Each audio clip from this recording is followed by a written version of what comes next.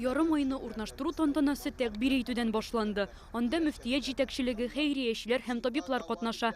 Дин әһелләре ДРКБда шәфкать ияләре эшли, әмма кайчак илаһи көчнең дә ярдәме кирәк була ди. Хастаханәдә кешенең җәсәден, тәнен дәваласалар, безнең табибларыбыз, ак чәчәкләребез дип әйтәбез аларны.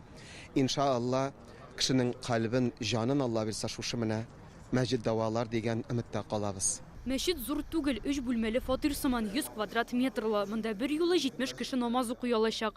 Хатын-кызлар өчен аерым бүлмә, тәһарәт алу урыннары бар. Моңынчы бер аерым бүлмә бар иде, аны бөтен кеше дә белеп бетермидер. Шуңа күрә бу бинаның ачылуы безгә бик тә җайлы.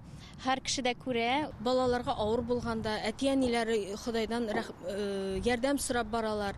Балалар үзләре. Ул әлбәттә кирәкле.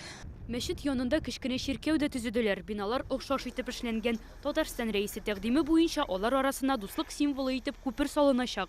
Этот духовный комплекс, он несет в себе идею духовного умиротворения и духовной поддержки. Бу рухи үзәктә кешеләр күңелләрендәге авырлыклардан арына алачак дип ышанабыз. Хастаханәдә озак еллар дәваланучы балаларның әниләре шундый урын булдыруны сорады. Ихтыяҗ елдан ел артты гына. Алар паркка саф һава суларга чыга ала.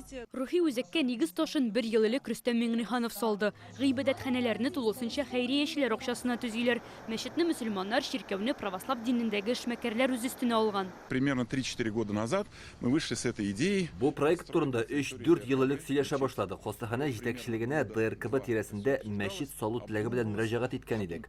Авырлар белән сөйләштек. Соңрак рухи комплекс төзергә кирәклеген аңладык. Аның тантаналы ачылышы 30 августка планлаштырыла. Алиана Бәхтиева, Владимир Гурьянов, Яңа Гасыр каналы.